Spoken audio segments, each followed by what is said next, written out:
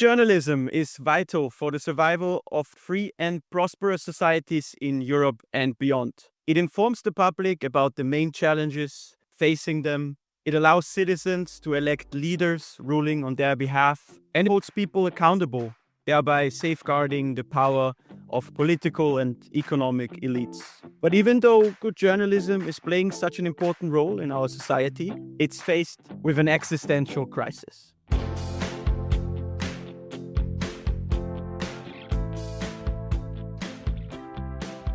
Hello and welcome to another episode of Warrior Diplomacy, your trusted source for in-depth discussions on power and geopolitics. In our previous episode, we asked if democracy can survive the 21st century. Today, we will follow up on this discussion, and we will explore the future of journalism, as some people warn that good journalism will not survive the 21st century, with several threats on the horizon. Indeed, digitalization is empowering people to get nearly unrestricted access to information, which in itself is obviously a great thing, but it disincentivizes consumers from paying for the media as they used to in the past. Powerful economic elites try to increase their control over what is being reported. We see, for example, Jeff Bezos and the Washington Post, and an interesting discussion here on how far the freedom of each individual journalist within an organization goes. Political actors are also eroding the trust in the media. We see that especially on the far right, and this is driving people to engage from traditional outlets. This means that these traditional media outlets are increasingly replaced with alternative news sources, often coming from social media. Some people warn that this could be the end of healthy democracies, as people will stop having access to news produced under certain quality standards. Meanwhile, others see it as a chance for a new age of information shaped by decentralized and independent sources that exchange and verify information based on the strong capabilities of the internet. To discuss the future of journalism and information in the 21st century, I'm joined today by two speakers from the opposing sides, we could say, of the spectrum. First, we have John Holland joining us today. John worked 2 decades for big media enterprises like CBS News and CNBC, interviewing historical figures such as Yasser Arafat and Ratko Mladic. He switched to the role of consultant and public speaker 2 decades ago, providing media training to the public and private sector. It's an honor to have you join us today, John. Thank you. And representing the other side of the journalistic spectrum, we have Andreas Grassl. With around 200,000 followers on TikTok and Instagram, he has become one of the biggest digital voices in the German-speaking region on issues like geopolitics and international relations. Many thanks for joining us today, Andreas. Thanks for having me. And by the way, a first recommendation that I can give here for people who like this kind of podcast and speak German as well, Andreas is doing also an international relations podcast called Grassl und Mattei. I myself listen to it, I would say at least once a week. So it's a great source to stay on top of the latest news in international relations. If you speak German, make sure to check it out. But now I've heard it too, by the way. It's edgy. It's nice. Very good. But now let's get to the content of this episode. First, we will have John give us an overview of the recent history of journalism. We will learn what it was like to report back in the days and what has changed. Then we will increasingly look to the present and future, considering the big challenges that I've mentioned at the beginning of the episode and the prospects facing journalism.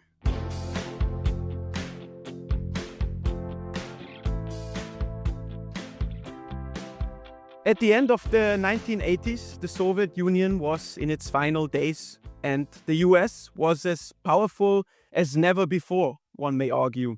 There was a common understanding across the world that democracy and market economy are the way to go. John, that's also when your journalistic career here in Europe started.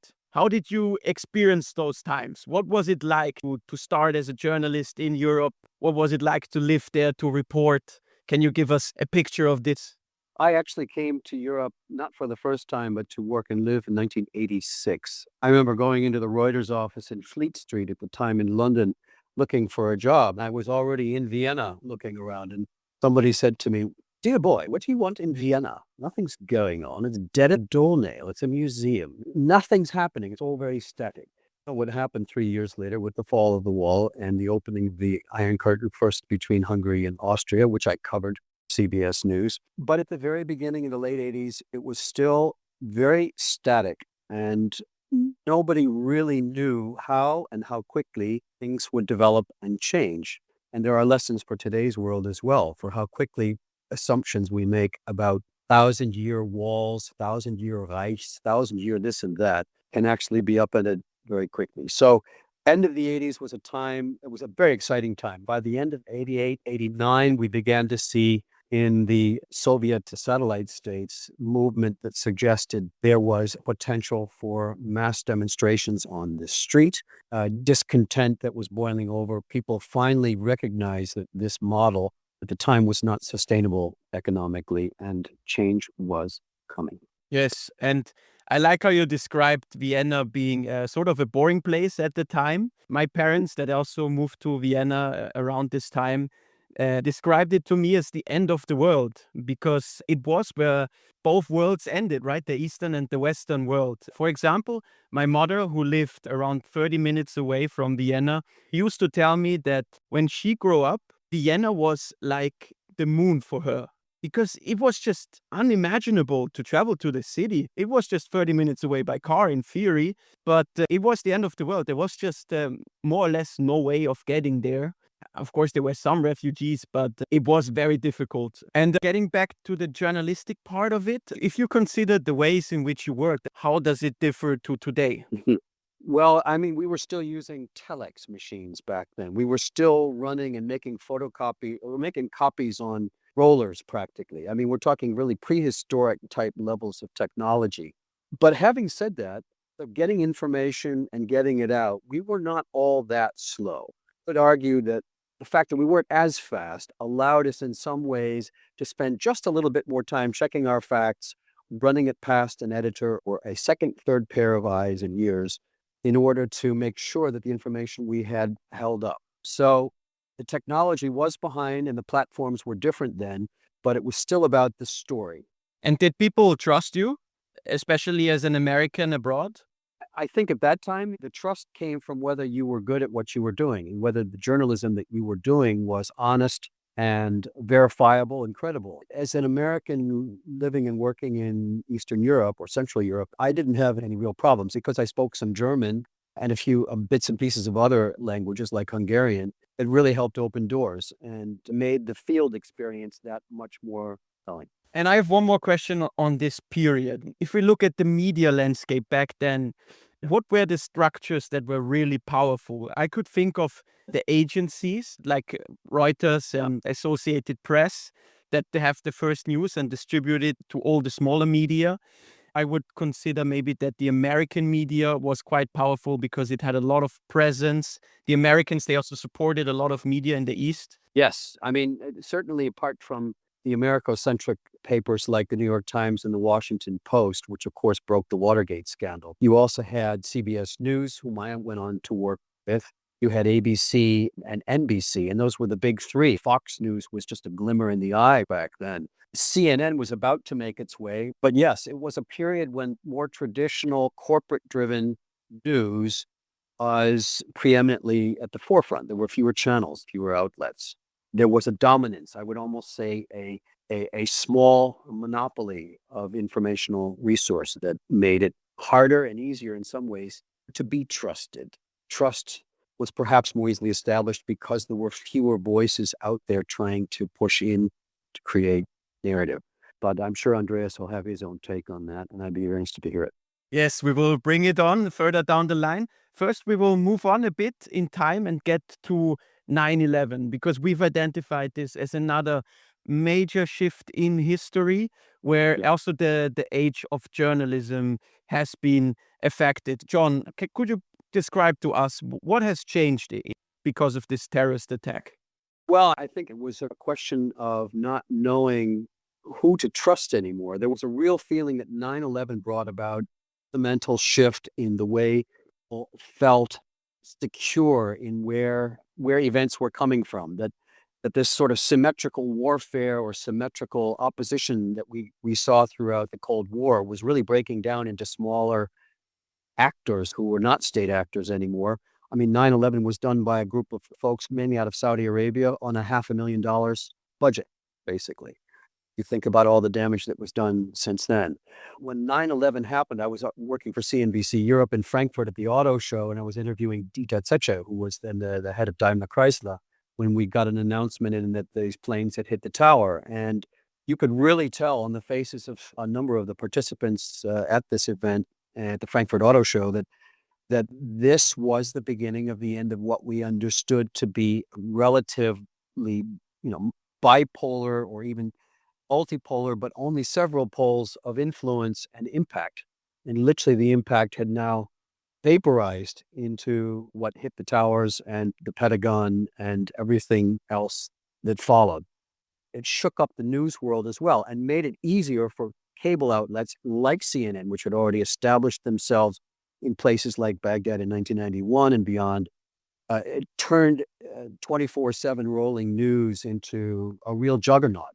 Put the traditional interests of the bigger channels at risk, but it also made accessibility for a wider audience much faster to see things in real time. The breakdown of the former Yugoslavia, which I also covered, events, the Rwandan massacre in '94, the genocide there, events in the Middle East were beginning to be seen in real time. In fact, CNN had a motto, which I think really shook up people, which was to tell its viewers, we don't learn it any faster than you do. And there is something to be said that curated journalism with editors, sub-editors, and those who can see rushes, can see video coming in with some advance warning and filter out the potential for misinterpretation and what later became fake news or disinformation, misinformation, the images coming in that we could not even verify were real. 9/11 was a huge event for how journalists began to cover stories. We really had to get out of our usual comfort zone in terms of sourcing. That meant being out in the field more often. And that in a way was a good thing. 24/7 cable news really, I think, helped push that along. The marrying of world events, news increasingly became hybrid in order to cover it. Yes. So in short, news became faster. Also, there was a realization that the US is perhaps not for every country the desired way forward. It was more of a polarized world again, but it was still the US media and its partners in Europe that dominated the news. They were on the ground, they were reporting, they were fast. It was still like they were winning all the way, right? Well, they certainly had advantages because of budgets. At that time, the business model worked. If you were in the big news organizations, even in the agencies, the APs of this world, Reuters, had a pretty successful business model that allowed them to sustain that kind of ongoing coverage with multiple people getting onto the ground and staying a long time. I can remember the hostage releases out of Damascus in the early 90s when Terry Waite and Terry Anderson, a journalist from the agencies, kidnapped in Beirut and then held and chained to radiators for 4 or 5 years before being released. And we were sent out on assignment by CBS to Damascus to wait for their release. We were often sent out 4 or 5 days before it was likely they were coming out in order to set up. And those kinds of budgets don't exist anymore. That sort of ability to be on the ground, pick up nuance, context, simply fizzled out after a while. The model didn't sustain it. And as a result, yes, we got faster, but did we get more accurate? Debatable.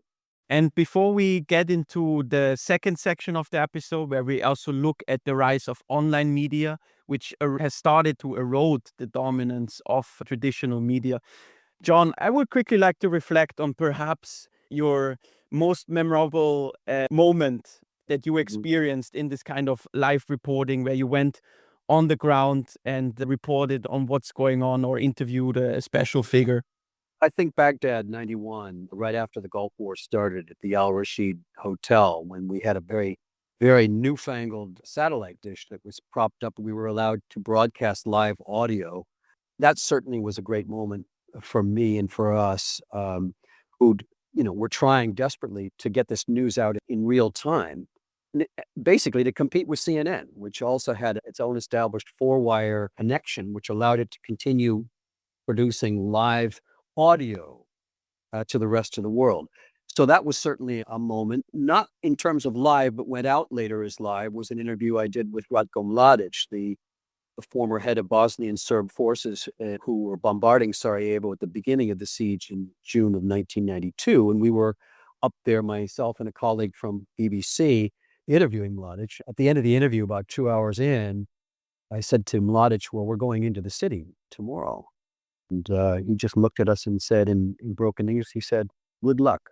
We did go in afterwards, and that was a war that established a bullseye on journalists' backs and fronts. When we used to get press written on the sides of our vests and all of that and on our vehicles, this is the first war where it didn't seem to matter anymore that you were identifiably press. You became a target. And that was really the first sniper war where journalists were considered in many quarters of the fighters to be legitimate targets.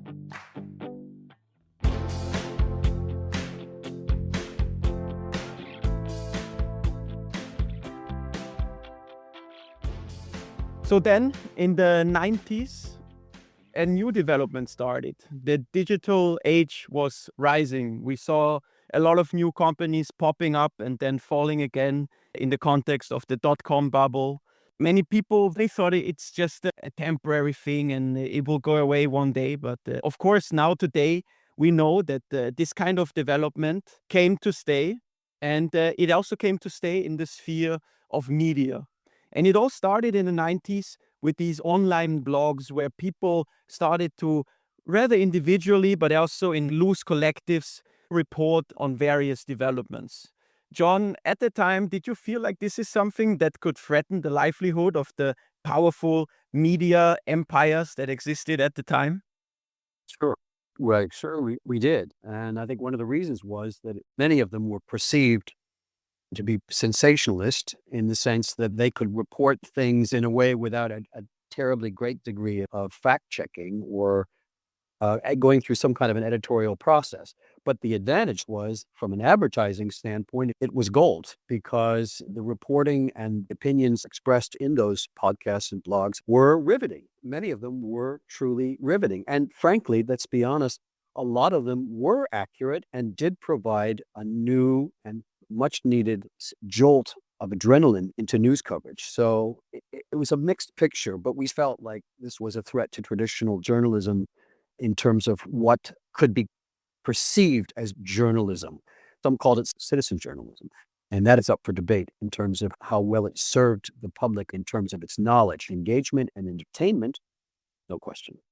Yeah, I think we can certainly debate on the knowledge part. I mean, I guess a huge media conglomerate obviously has more resources.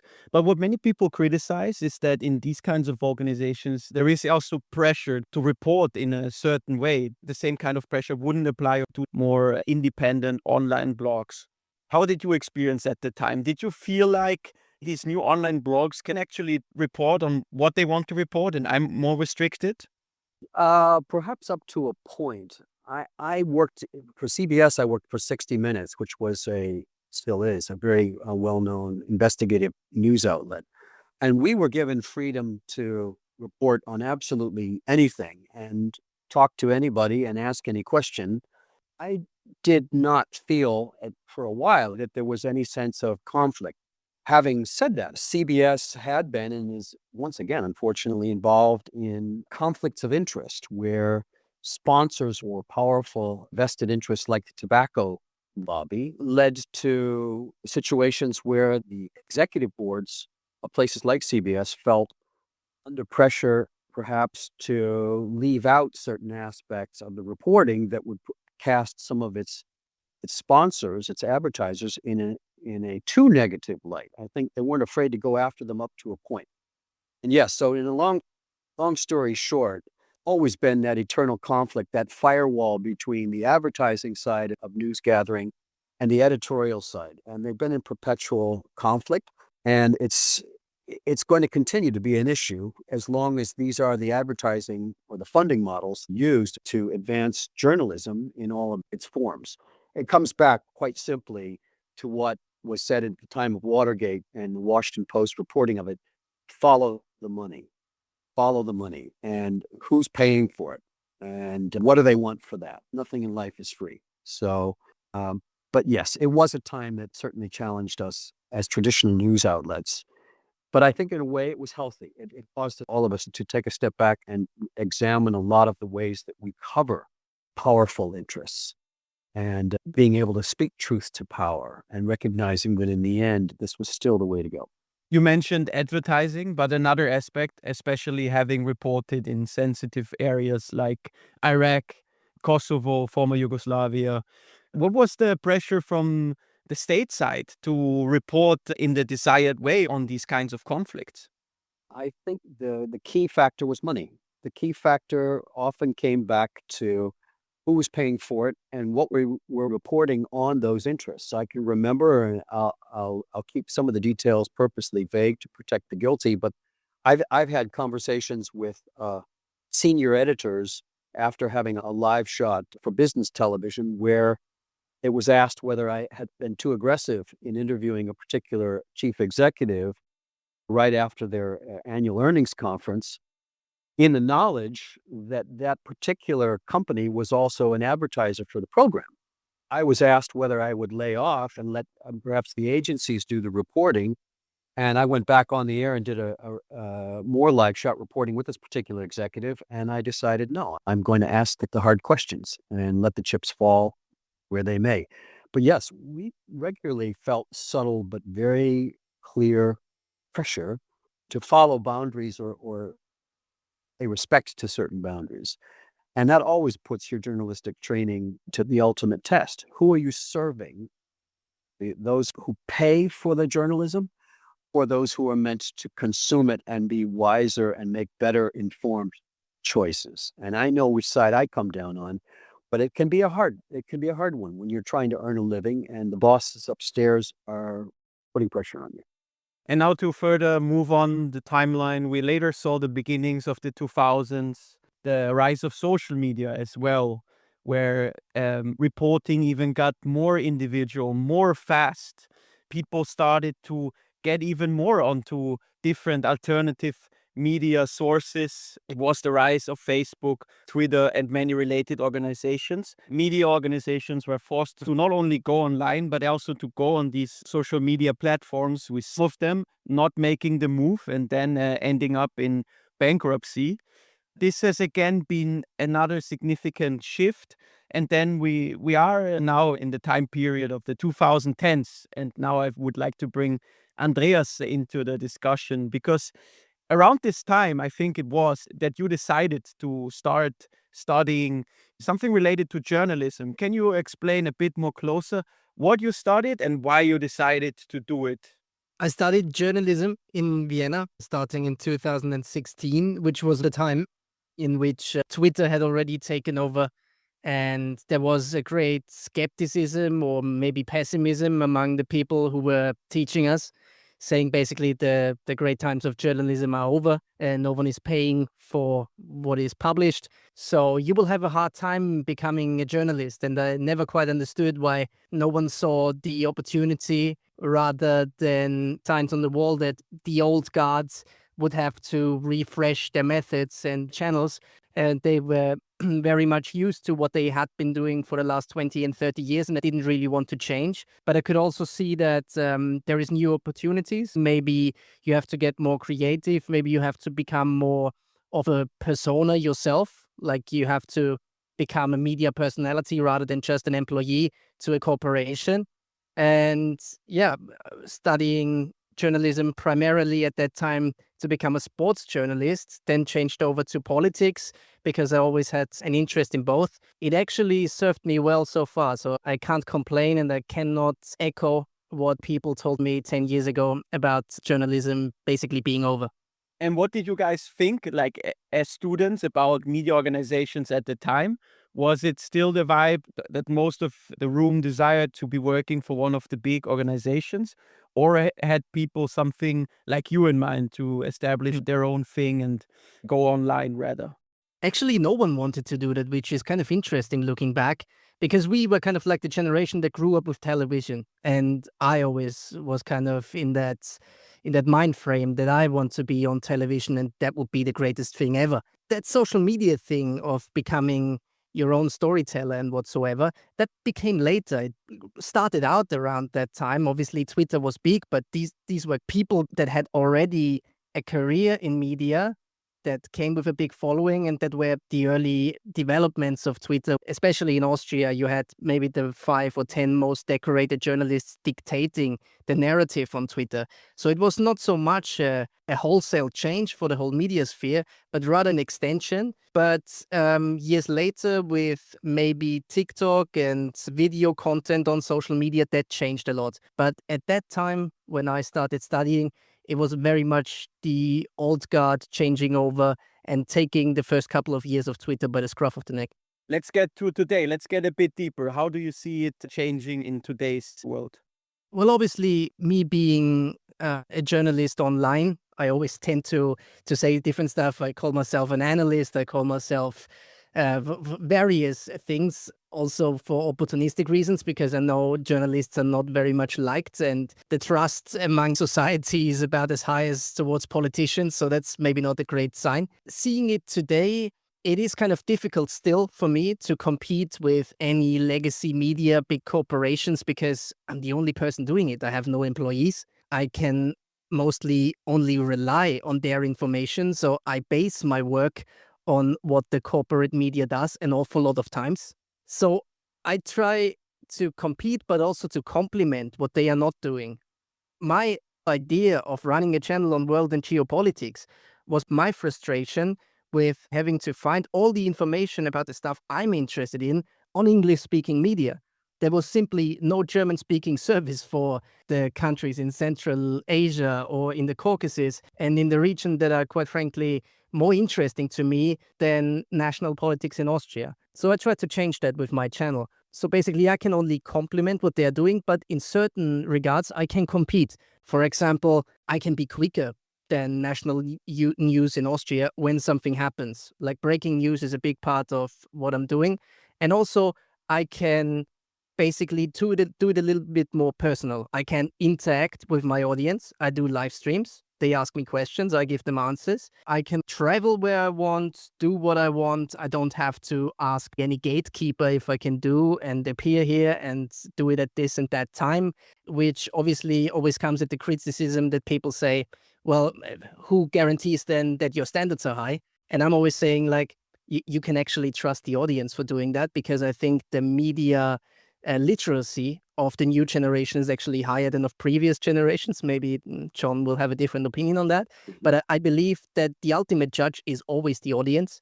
And I'm happy to be judged by them every day. And I think that works out pretty well. Despite having said that, I think at the same time, you have an awful lot of people appearing like me that have maybe covert interests and that don't do news on the basis of telling the truth, or at least telling what they have seen, but feeding narratives. It's sometimes hard to distinguish who is who and which interest is served by who. But I still have enough trust in the society and in the audience that they, after a certain time, will figure out who are the good ones and who are the bad ones. To be honest, when I reflect on this, I'm more concerned, because one of the things that I've been researching in the past years that has fascinated me a lot is misinformation spread by the Kremlin. First, let's maybe talk about the capabilities. I mean, they have entire office buildings filled with people trained to influence conversations all around the world, among others here in Europe. I think these operations do have a significant effect. We can see that they are influencing discussions in comment sections with people not knowing that these people are Russian bots. I mean, we see this as a common allegation and things, but I still think it has a significant influence. We saw also significant media corporations that are paid by the Kremlin that reach very large audiences. And then we also see influencers like you, Andreas, that give an authentic impression that they just care about the world. And in reality, they have more of a hidden agenda in the background that many people are not aware of. So I tend to say that this is a genuine threat for the future of media. And also the big difference compared to traditional media, because if we have a large organization, it's a bit easier to assess, okay, this organization, we have a lot of knowledge about it. It has been around for many decades. We know who owns it. We know kind of what views are, where it stands politically. But especially if it gets more individual, it seems a bit harder to me, no? I would also like to have John's opinion on that, but before that, I can tell you I had my run-ins with the Russian states, and basically they tried to recruit me in a very bland way, and it's comical if you think about it, that they have basically told me who else they are already paying, and I had my suspicions before that. I know some of these people, and some of them are not even living in Russia, but they're living in Germany, and they are hiding under the cover of a so-called independent journalist, and all they're doing is basically state-fed propaganda for a country they are not even a citizen of. Having said that, I grant all of your criticism in that sense. At the same time, I believe there is also a great freedom that comes with everyone being able to pick up a camera, pick up a laptop, and writing away. It doesn't mean that this is of the same quality as the best of journalism, but it also means we have more ways of corroborating information. At the end, I hope that what people take from that is a little bit more than if just 3 or 4 corporations are feeding you the media. I can give you an example. There is a correspondent of the Austrian national television who reported from the Arab Spring when it happened. Karim El-Goheri, his name is. And I spoke to him some years ago. And he said when he was a young journalist going to Egypt and these places, he was kind of shocked because he believed like, okay, I'm going out there, I'm searching for the stories, I'm going to interview interesting people, and I report back to Vienna on whatever is happening. And what he found was basically an old guard of 20, 30 people from Western states meeting at the same hotel on the same Wednesday every week with a glass of whiskey and a cigar, discussing what the narrative of this week will be and what they will tell their stations. And obviously that changed in the 20 last years an awful lot, and it became much more interactive. And I can say for my part, when I'm reporting on Syria or whatever, it's well and fine having something from corporate media, but what I'm much more interested in is like, if there is a firefight in, let's say, Aleppo, I want to have footage. And where do I find that? Like unedited footage of a firefight where I can judge with my own eyes what's happening. I find that on like Telegram and whatever. So I think the best of both worlds is actually a good compromise. John, what's your opinion on this? Well, it's really interesting listening to Andreas's observations. And I think regardless of where one started their journalistic career and where it's headed, it still comes back to what we as journalists, in my case, we've seen with our own eyes, have had the opportunity to observe it through our own lens with no filter, no screen, no monitor, no chat room, no WhatsApp group chat. The story is still thing, and the premium is still to be on those who manage to get to the unedited stuff, but have the skills, have some experience or develop it in order to context what is being said, what is being shown, what we're actually even seeing with our own eyes. Because we can say, oh, I've just seen a firefight in Aleppo, for example, stands behind that. Who's fighting? What unleashed that latest firefight? Who stands behind those wearing uniforms or no uniforms? All of that contextual information is really important. And this is where speed is important, yes, but equally important, and I would say even more important, is getting it right. And getting it right means either we make frequent corrections in today's world to whatever we report on, or we hold back a little bit longer in order to verify as best we can whatever is happening on the ground. I'm not saying there's a right and wrong way to do it. It always depends on circumstances, whether we ought to be fast or hold back a little bit. But I think social media has helped sensitize us to the need to be faster, the need to allow new voices to report on things.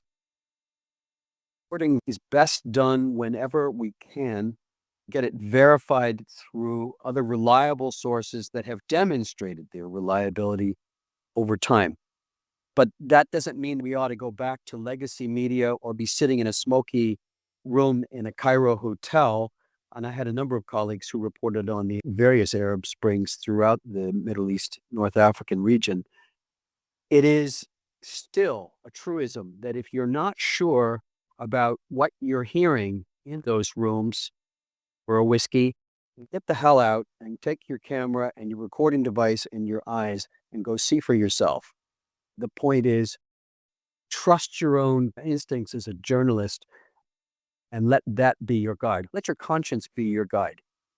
We can't be in all places at all times. When I talk about media literacy with journalism students, I say, when in doubt, away from that monitor, go out and report on it. Spend time, even before you actually broadcast or report what you're seeing, spend time on it, get to know the ground to pick up that vital context. And if you look at the media landscape today, I mean, there is also a significant part of the criticism coming from the newly rising digital media independent sources is that, there's all these political and economic elites that influence reporting. One could also argue that these media organizations, they have less and less budget constraining their ability to fully report on stories to give them the time and resources they need. What's your opinion on journalism today, on traditional media outlets? If you look for the most nuanced version of the truth, just the mere facts, what kind of outlets would you consider?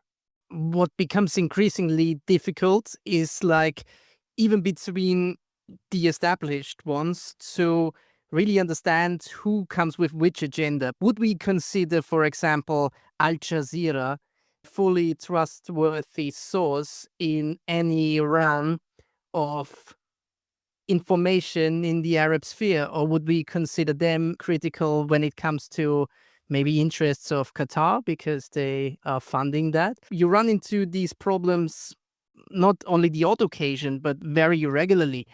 I would believe that especially the spheres that I'm talking about, like in Asia, you have well-funded news sources, but some of them might be headquartered in Hong Kong, and how free is the media in Hong Kong? And the same goes for a lot of the information that I'm getting. So I always have to, which is normal in journalism, have to basically recheck and double check all of that, what is said or what is shown. Sometimes it's possible, sometimes it's not. You can see that they are struggling with their lack of capability of getting the content monetized. The way to earn that became harder over the years because, on social media, it's cheaper to do advertisement than back in the days on television. I can see that the void's coming filled by new actors that are less trustworthy than the old corporate ones. The corporate ones who are still around and doing the big numbers might not be so independent as maybe their predecessors. So that's what I find hard. And it's not to be replaced completely by media characters like myself, because I cannot do 24 hours rolling news as a person who has simply started doing that as a hobby, and then it became more and more of a job. So I can see the problem there. The void that is gaping is filled by not only media that is maybe a little bit critical, but also state media. If you take information from TASS in Russia, you can more or less be sure that this is curated for the narrative of the Kremlin. So can I even take that? I see that this is the big problem. Political parties come up with their own channels and their own social media channels. State actors come up with that. They really see an opportunity there of guiding the interest in their favor. And I think that's what we are combating with at the moment. Before we get to John's opinion, Andreas, I'm curious about your opinion on the classic legacy media that we have in the West, like the state broadcasters in Europe, such as BBC and Deutsche Welle, and then on the other side of the pond, big US corporate media organizations like CNN and CNBC. An awful lot of times they have seen that their social media game functions best when you have strong opinions. So I think what they started doing is like inviting a lot of opinionated people on rather than doing the reporting. They were having like discussions one against the other. It became a lot of clickbait, which I think hurt their own brand. This also became a very easy point on attacking them. So when you listen to basically all of that new crowd that is not really journalistic, like let's say Joe Rogan type people, they would always criticize them for being maybe a little bit lopsided in the way they tell the news, and then always having the people of one opinion on and rather than the other. And I think they believed that they need to do that because they saw that the political right is very dangerous and they need to combat that, or they just thought about their numbers and ratings. For whatever reason they did that, I think it greatly hurt their reputation, and some of them fighting back to get the real news telling, hard journalism story telling back. But some of them just, I think going further down that path, which is not good. John, on to you. I share a lot of what Andreas has just said. Journalists from the big corporate media, the more legacy media, have had a real advantage and will continue to have an advantage in terms of funding to a great extent. But I think it brings us back to what I think is one of the great strengths of European news gathering in the public television space, which is the ORFs of Austria or the ZDF ARD in Germany, the BBC, those outlets that use license fees or the equivalent. Many people, of course, rebel against the idea of paying a license fee to have more neutral, unbiased journalism. And yet, one looks at the ratings, although I agree with Andreas that journalists generally are not as trusted or liked as they used to be. Some could argue that is a disinformation campaign carried out by a number of sites. Nonetheless, public broadcasters are still seen in my country of origin, the United States, as being reasonably well balanced, not having much of a hidden agenda, and genuinely there to try to give people as clear a picture of what is happening in any given news story as possible. And there is, I think, a case to be made that we ought to go back to finding ways of some forms of regulation, both in the commercial as well as the public television space. There have been calls in Great Britain, for example, to more tightly regulate the BBC for alleged bias, particularly against the right in the UK. We've seen this elsewhere in Germany, for example, in the reporting on the AfD, the FPÖ, and elsewhere. There are concerns about alleged bias. I think the best way to fight bias is that the business models, the funding models, come from neutral sources, i.e., at least in the main, taxpayers. Those who essentially are putting their money forward, less biased news outlets, where they let the journalists establish the facts rather than commercial clickbait models that'll reinforce echo chamber biases.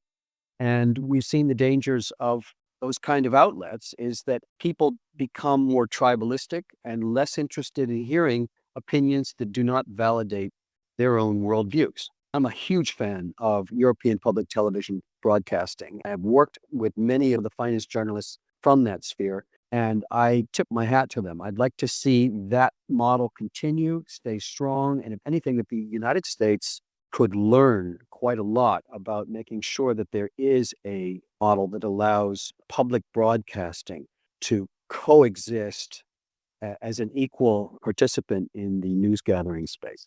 There's a lot of bad things that could be said about public broadcasting. Of course, news is never fully unbiased, and the supposedly neutral state news always comes with a certain bias. But if I compare it to the rest out there, it is among the most neutral sources that you can use to get facts. I think Austria is also quite an interesting example that shows you that these kinds of state broadcasters are able to still communicate in the of success. We have this new show in Austria, which is called Zeit im Bild. It's the most important source of news for Austrians, one could say. Their Instagram page has more than 1 million followers. Now remember that Austria is a country of 9 million people. Of course, there'll be lots of German people following that page as well. Still, it's a very significant number. And if I consider my social media feed and I look at the things that people I know from Austria are sharing, many of them are sharing this news page. There are a lot of Austrians that look at it, not only on Instagram, but also on TikTok and other platforms. So I think that these public broadcasters have the ability to modernize and to bring neutral information to people despite their shortcomings. But that's where I would like to bring Andreas in for the end of this section on the current state of media. Andreas, I assume you have more of a critical opinion on those public broadcasters, don't you? You guessed correctly. My opinion is, if you only look at the end result, I think, delivering what we expect them to deliver.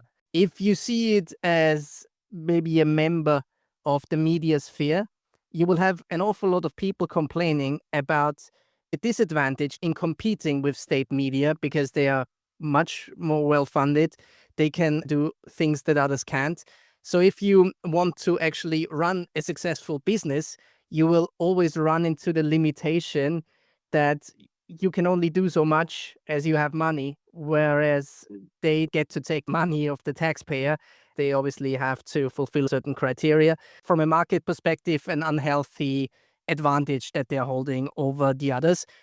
Having said that, also newspapers that fulfill a certain criteria get Medienförderung in Austria, which is basically state funding on top of what they are already earning on a commercial basis, which is also maybe a little bit too loosely defined because there is media that really doesn't do a good job. And I think everyone is of that opinion when it comes to the really bottom end of yellow press journalism. And they're getting funded with millions a year and they wouldn't be able to survive if they hadn't that money.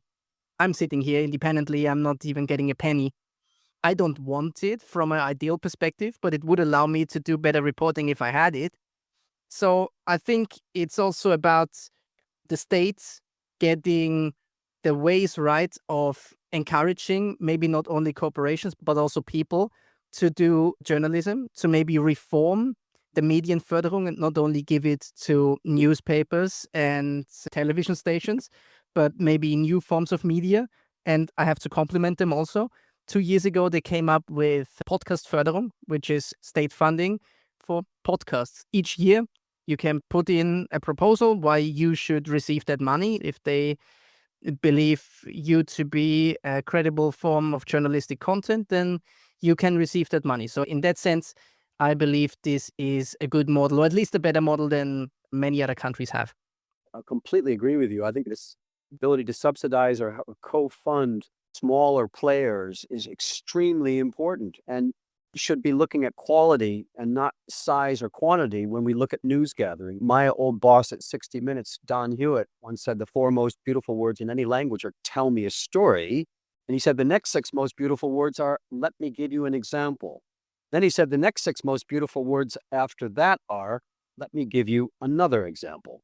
I think that kind of exemplifying, giving examples, making better critical thinkers out of consumers, listeners, viewers, readers, the Austrian space and the European space, just as important as spending another 10 or 20 billion on upgrading the military, for example, against so-called security threats. I think one of the greatest security threats that we continue to face here in Europe, we have to fight against stupidity or incessant forms of dis and misinformation that are not only coming out of the Kremlin, but also out of Beijing and also, I hate to say it, but Washington as well. There needs to be better critical thinking. And if we have smaller, more agile, who are working hard in order to resensitize us to the importance of geopolitical thinking, where do we stand not literally next to our neighbors over the fence, but 5 fences along, 10 fences along? That what happens in Syria or Ukraine or even some of the former Soviet republics, let's have just enough history and good reporters to remind us of that these things all are connected. And if we want to criticize and complain about our government's performance in providing a decent quality of life, we need to be better informed about the world around us and how it connects. And here I tip my hat to Andreas, because I've seen a couple of his podcasts and the places that he's reported from, being places like Mitrovica in northern Kosovo, where I also did reporting, to help people visualize through the power of the voice, through the power of description, happening on the ground. Back to field sensibility, the ethos of being there when we can get there. And if we can put more money into the budgets of smaller players to be agile, to be asymmetrical in reporting, it will make ultimately the citizens who pay that money in their taxes smarter. And if the smarter we are, the less we have to use fear that put our tax money towards more military ventures. I'm not saying I'm against the military. We need it as well. But we need smarter people who are more media literate. And for that, we need better journalists to make them interested, make the public more interested in studying the impacts of what happens around us. And to that, as I tip my hat to people like Andreas, I think that is the future, needs to be the future every bit as much as supporting public broadcasting and the large staffs that are funded through it. Yes, and now we've made a smooth transition into the future of good journalism, the topic of the third section of this podcast. How can we preserve the future of good journalism? How can we make sure people still get access to facts? And what do we expect will happen in reality if we look at it from a non-idealistic perspective? What I would like to bring into the discussion is that supporting media will always come with a necessary evil, which is at some point a state deciding who gets money to report on the facts. And this will necessarily always come with its flaws, because it's impossible to choose the 100% balance that will give you the absolute facts, right? But I would say that especially in today's world, this is the necessary evil, because as we've already addressed in the episode, there is competition, and there are these actors, for example, in the Kremlin, that try to undermine our information spaces. And if we do not do anything and we just sit by and say, oh, we hope it will just fix itself, and what we do is maybe not perfect, our kind of media support, so we stop doing it at all. If we get into that kind of posture, then Europe and other parts of the West and the whole world, they will be overtaken by those authoritarian regimes that are willing to invest and that are willing to infiltrate information spaces. And they will be going forward with the engaging content that Andreas would be making if he got the state support to do his reporting. So that's my personal answer to the survival of good journalism. It depends on the continuation of support given by the states to those that report on the fact.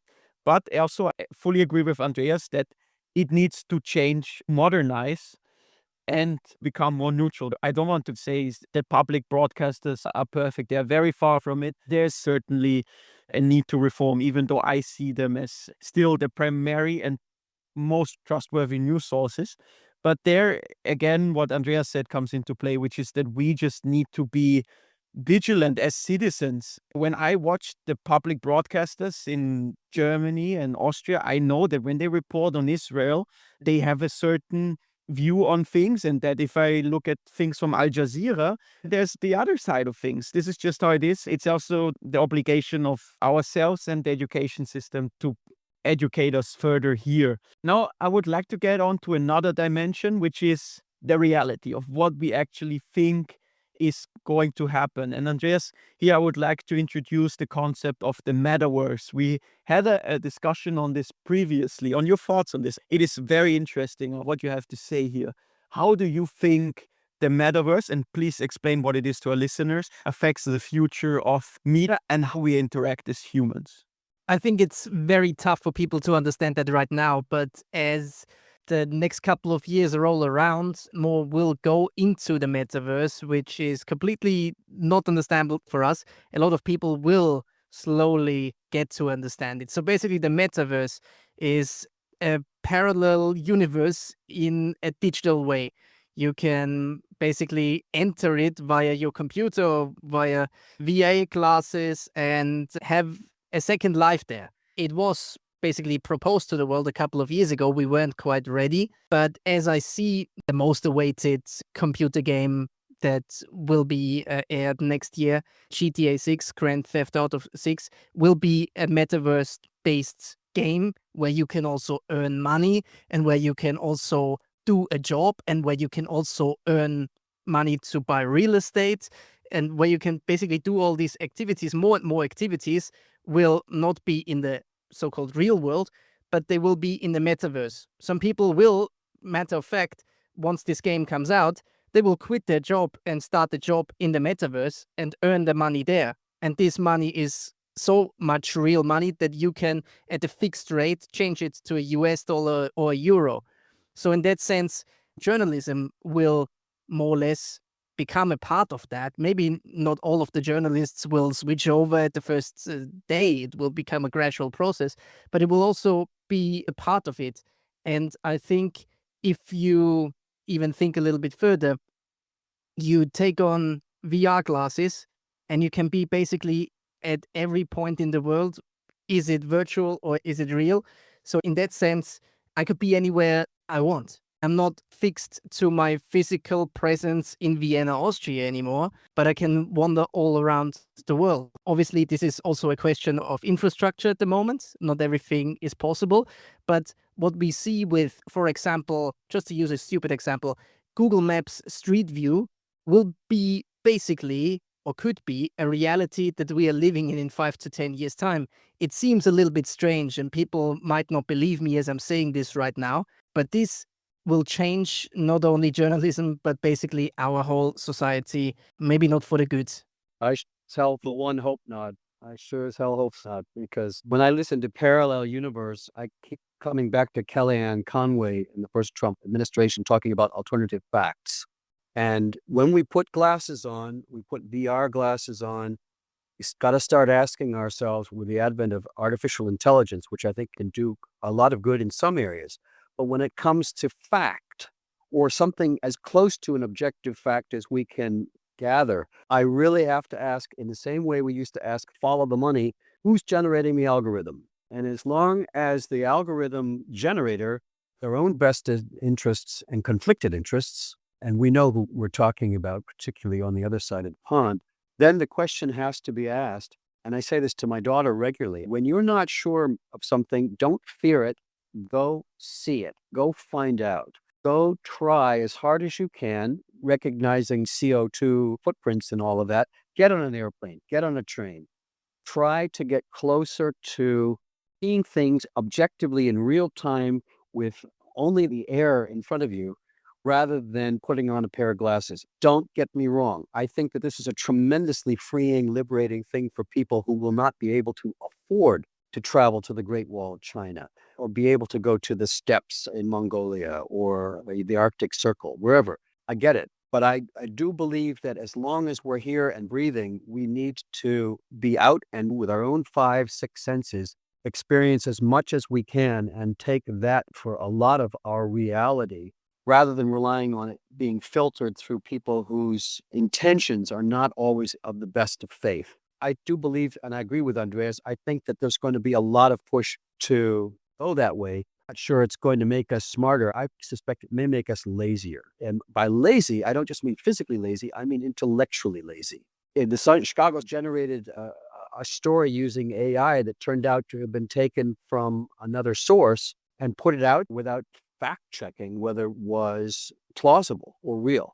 I think there's a real danger that this can get away from us if we're not careful. We're continually going to be needing fact-checked journalists, well-trained, experienced, to go out and to sift out the alternative and the parallel from the real as close as we can get it with our human senses in front of us. John, you're highlighting a very prominent issue that we haven't touched upon in this episode yet, which is algorithms. They decide what kind of news we will see in this increasingly social mediatized world. And right now, we don't know what these algorithms on social media look like. The EU publishes legislation that tries to hold the platforms more accountable and get insight into what they're doing and what is happening. But essentially, it's a black box, and it's a black box that makes those in charge of the algorithm extremely powerful because they can influence what kind of information we get. And right now, if we think of Europe, it's people sitting in the city and Beijing that have a large influence over these algorithms. That's the truth. I think that's also something that will increasingly affect us once we go even more into a world that is dominated by social media. For example, by turning into this parallel universe that Andreas is describing. The things that John described are happening, and you can distort reality even more. I would say this is a concerning development when I look ahead at the future of media. But to end this episode, we've had a long conversation. I would like to get Andreas and John your concluding statements on where you see the future of media, perhaps some conclusions on the episode. I believe, also taking up your last point here, that we increasingly are not only endangered by the powers of the state or by political powers, but also by corporations that own these algorithms.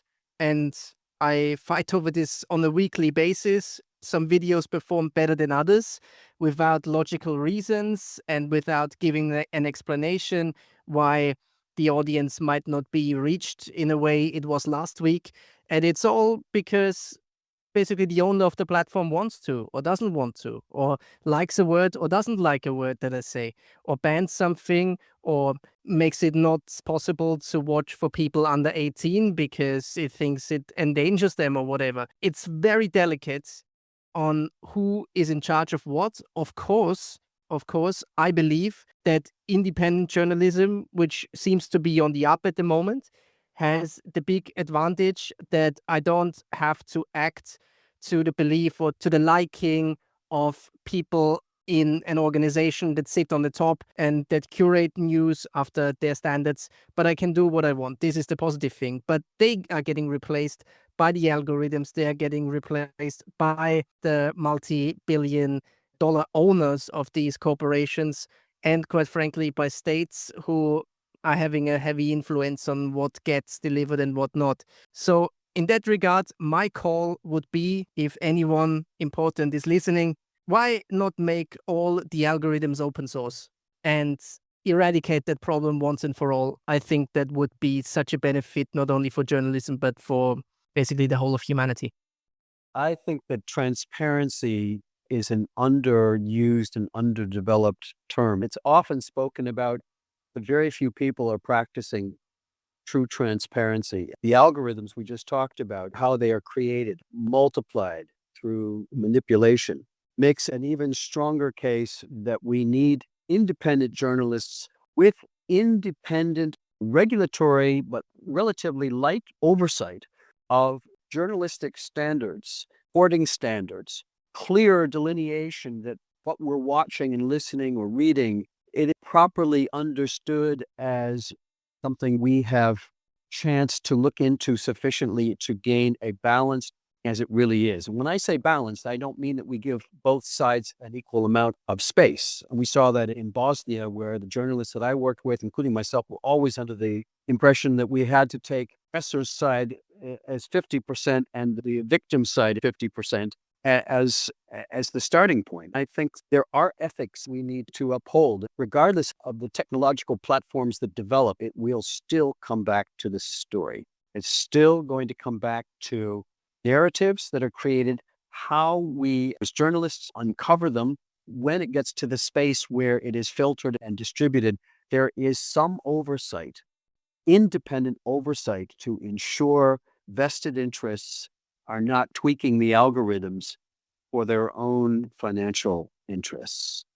And then humanity will be better served. The final thing I would say from my side is that free speech has been often talked about when we're talking about journalism, particularly opinionated journalism, and that free speech needs to be protected. And I believe that free speech does need to be protected, but I do also believe there is a fine line between speaking your mind and telling it as it is and incitement to violence, particularly. And that line of crying fire in a crowded theater is the point where free speech And particularly as free speech as it's defined and defended in some quarters in the news media or the media arena, we have to be very mindful of the limitations. And with great hopes, we also have responsibilities. Same way that in Germany here, we have a responsibility to remember the limits of free speech where it can lead to consequences which are destructive, violently destructive, and not conducive to democratic with a small d, discourse. This is where independent, freely functioning journalism with good, robust, but light touch regulatory oversight will continue to play an essential role, regardless of which technological platform in the future it is distributed. Thank you, John. These are our closing words for our episode today. And thank you to our listeners and Andreas for joining us today. We're looking forward to hosting more discussions with you soon. Bye-bye.